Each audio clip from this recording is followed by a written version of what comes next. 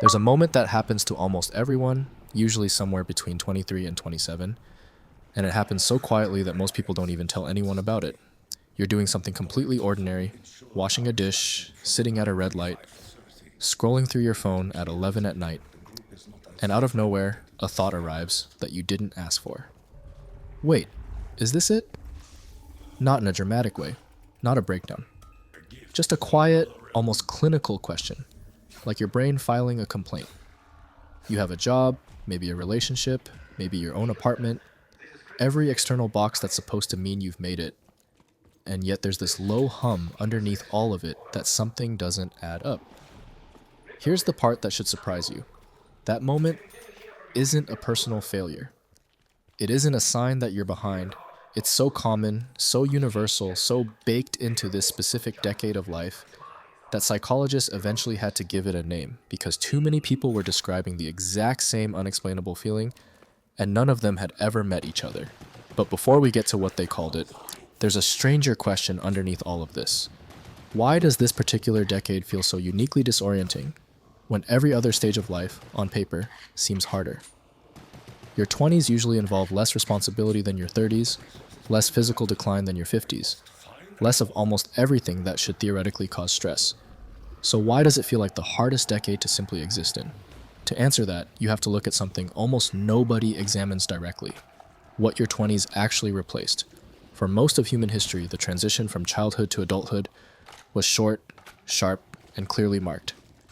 You finished school, or you didn't go at all. You got a job, often the same job your father had. You got married young, frequently to someone from your own neighborhood. You had children early, because that was simply the next chapter, not a decision you agonized over. None of this was necessarily better, but it was structured. The path had guardrails, even if those guardrails were sometimes cages. Now compare that to what a 23-year-old faces today. No fixed timeline for marriage, no fixed timeline for kids, no fixed career ladder, since most ladders got replaced by a maze of contract work, side hustles, and industries that didn't exist 10 years ago.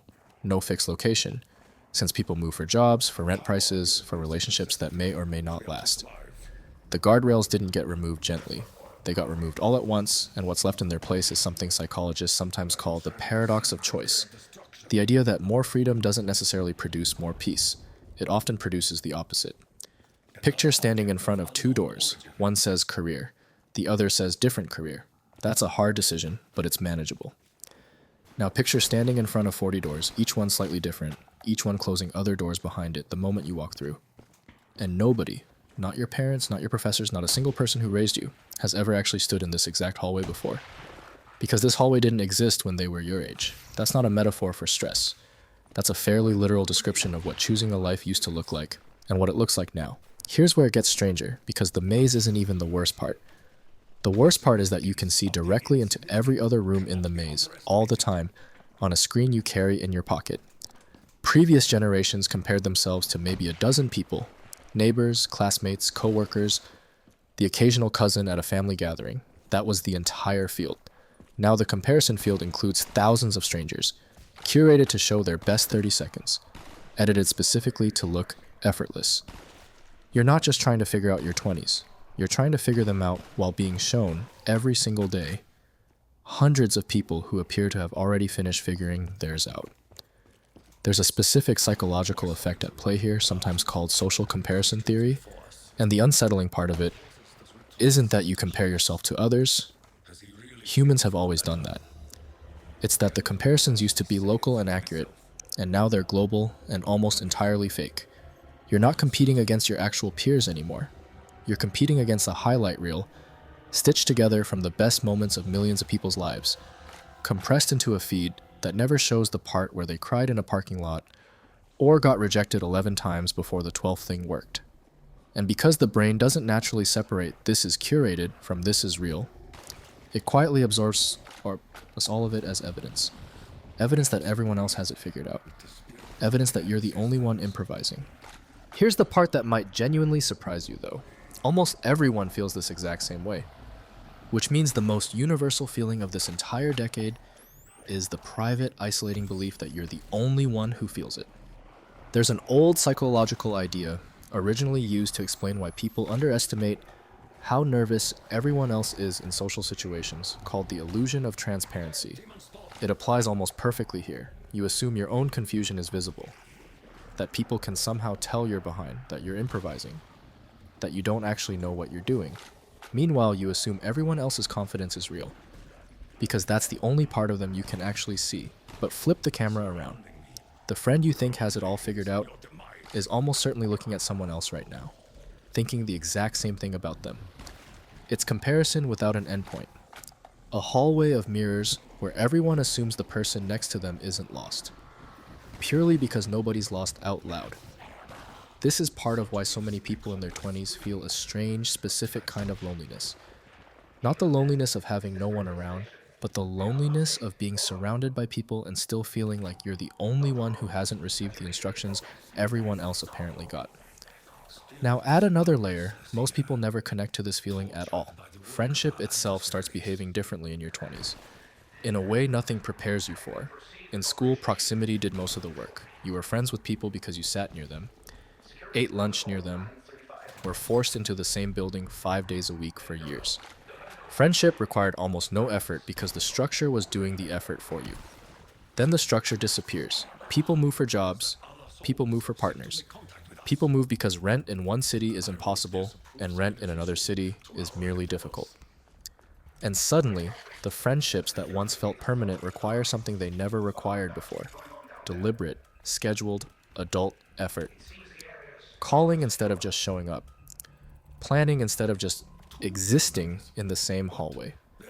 Most people don't lose friends in their 20s through dramatic fallouts. They lose them through distance accumulating quietly. One missed call at a time, until one day you realize it's been 8 months and neither of you meant for it to happen, and neither of you really knows whose turn it was to reach out.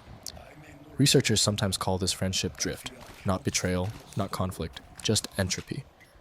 Relationships that were built on convenience don't automatically survive the removal of convenience.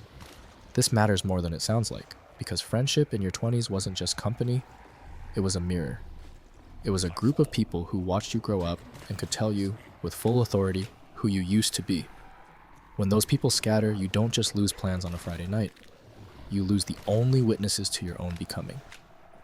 There's a deeper psychological reason all of this lands so hard, specifically in your 20s, and it has to do with something called identity formation, a process that researchers, most notably the psychologist Erik Erikson, identified decades ago, though the timeline he originally mapped out has shifted considerably since then. According to that framework, this stage of life is when a person is supposed to be actively constructing their identity, testing out beliefs, values, careers, relationships, discarding the ones that don't fit, keeping the ones that do. Here's what almost nobody tells you about that process. It's supposed to feel unstable. Instability isn't a malfunction. It's the actual mechanism. The discomfort you feel isn't a sign you're doing your 20s wrong. It's closer to evidence that the system is working exactly as intended, except nobody warned you what working as intended would actually feel like from the inside. But here's the twist that makes the modern version uniquely brutal. That identity construction process used to happen mostly in private, mostly slowly, mostly without an audience. Now it happens in public, on a feed, in front of people who knew you at 17 and are watching every version of you try itself on in real time. Every career pivot, every relationship that ends, every interest you tried and abandoned, it all happens with spectators now, which makes the most unstable, experimental decade of your life also the most observed decade of your life. That combination didn't really exist before, not at this scale. Add one more ingredient to this because it might be the most overlooked one of all. Time itself starts behaving strangely the moment structure disappears. When you're in school, time is divided into obvious chapters, grades, semesters, summers, each one distinct, each one ending with a clear marker that something changed. The moment you leave that structure, the chapters stop being handed to you. Nothing officially ends. Nothing officially begins. Weeks start blurring into each other because nothing distinguishes one from the next, and your brain, which measures the feeling of time passing largely by how much new information it had to process, starts compressing entire seasons into something that feels like it lasted 10 minutes. This is part of why so many people in their 20s report a specific, dizzying sensation, feeling like a child and feeling behind schedule, simultaneously, in the same week. The lack of structure makes time feel formless, which makes you feel like nothing is happening, which creates a quiet panic that you're falling behind in a race that, and this is the part worth sitting with, was never actually defined in the first place. You can't fall behind in a race that has no fixed finish line and no fixed distance. But try explaining that to the part of your brain that still believes there's a schedule everyone else is secretly following. There's also an economic layer to this that earlier generations simply didn't carry in the same way. Wages, relative to the cost of living, haven't moved the way they once did. Buying a home, something that used to be an unremarkable milestone of early adulthood, has become, for huge numbers of people, a genuinely uncertain prospect rather than a guaranteed eventual step. Career paths that used to offer a stable 20-year climb now frequently involve multiple resets, layoffs, pivots, retraining. Not because people are failing to commit, but because the structures that used to reward commitment have themselves become less stable.